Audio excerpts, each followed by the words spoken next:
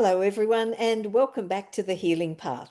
Today, we're going to talk about something that affects so many people, chronic pain, and the three best herbs to help ease that pain. Now, of course, there are other nutrients that help the body heal, and we'll talk about those in the future courses that we're going to bring to you next year. Thanks, Molly. And so when we're talking about chronic pain, that can be back pain, joint pain, neck pain, fibromyalgia, migraines, and other long-term conditions. The chronic pain can just impact every aspect of your life, as we know. And it's not just our body, it affects our mood, it affects our energy, and even sometimes when we're really in that painful state, all sense of hope.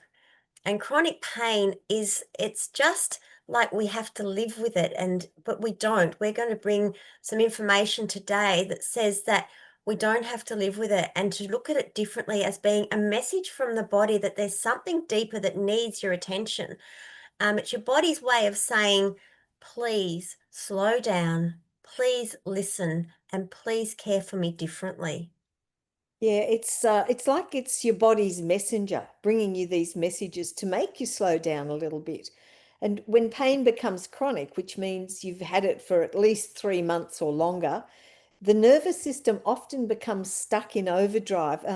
It's like an alarm system that just keeps going off and off and off, even when there's no longer a fire. And this can happen after an injury, after you've had surgery, or even an emotional trauma, or if you've been experiencing long-term stress. Over time, it's the brain just begins to expect that pain, and this can make your healing even harder.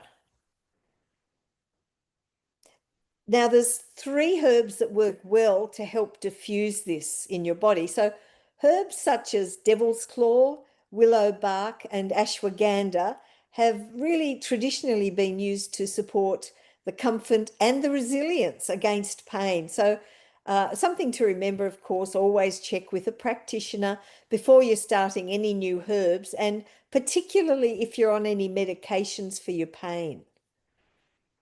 Yes, and we're hearing ashwagandha again, which is just a beautiful herb. We spoke about that for anxiety. Um, so we can actually rewire the brain and the nervous system to speak to the body, and so it tells it that it's safe again. So we're not always wound up in that state of chronic pain. And healing chronic pain is working with the body, not against it. And here's just a few gentle tips and natural ways to be able to do that. And one way is through mindfulness and breath work. And that's just start by simply breathing and taking slow, conscious breaths. We can breathe through some pain that way, as this activates the parasympathetic nervous system, and that is the body's natural healing mode, and that helps to reduce inflammation. It lowers the stress hormones, and it calms the pain signals. It does. It does make a difference. And you know what else I really like, Sandy, is some gentle movement. And I'd often recommend that my patients do things such as Tai Chi, Qigong, or yoga if they like yoga, or just simple stretching can really help your body just stay a little bit more flexible. But importantly, it helps to keep it oxygenated. And movement, gentle movement, sends messages of safety to the brain, and it helps release tension and trapped energy, which can definitely amplify your pain.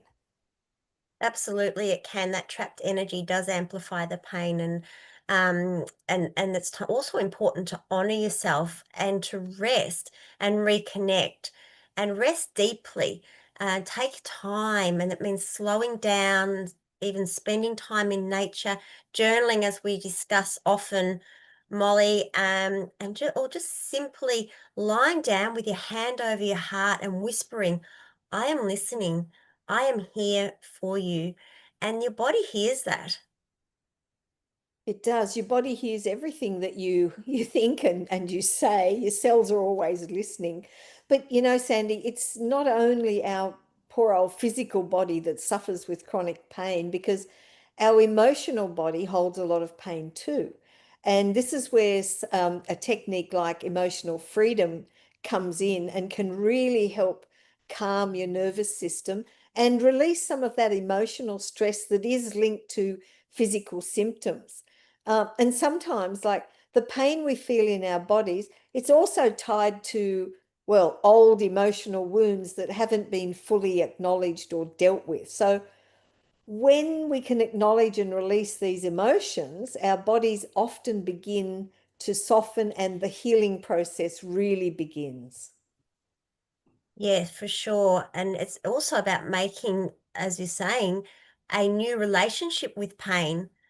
And when we stop fighting the pain and start listening to it, something magical happens. It really does. We move from being, I guess we could say, the victim of pain into being an active participant of healing it. And we begin to understand that pain isn't the enemy, it is a teacher. And as you said, Molly, it's a message from the body. So each ache, each flare up is an opportunity to pause, to breathe, and to bring kindness to yourself.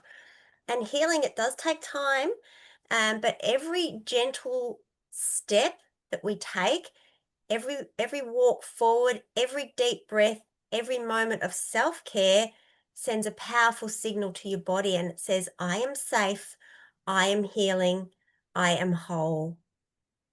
Yeah, it does, Sandy. And I guess something that's important to remember really too is that chronic pain, it doesn't mean that your body's broken. It really just means that your body's asking for attention.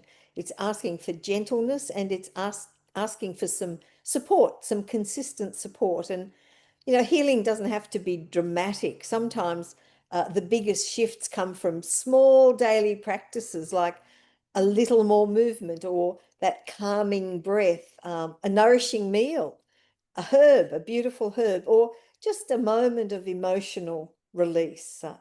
Um, your body truly, it's always trying to move towards balance, and it does remember how to heal. Every tiny, gentle step you take is always a step towards reclaiming your strength, your comfort, and your life, getting your life back.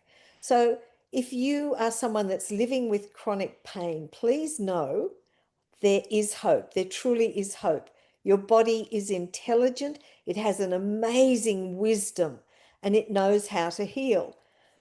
Sometimes it just needs the right support, a little patience, and a lot of compassion, some positive thinking, and making your thoughts and your words support your body in its healing. So I Mm. want to thank you for being here today with us. And if you found this helpful, please like and subscribe and share this information with someone who just might need to hear it. And remember, healing doesn't always happen overnight, but it does happen. One kind, conscious thought, one moment at a time. Beautiful. Thank you, Molly. And thank you all for joining us here today. And we'll see you next time.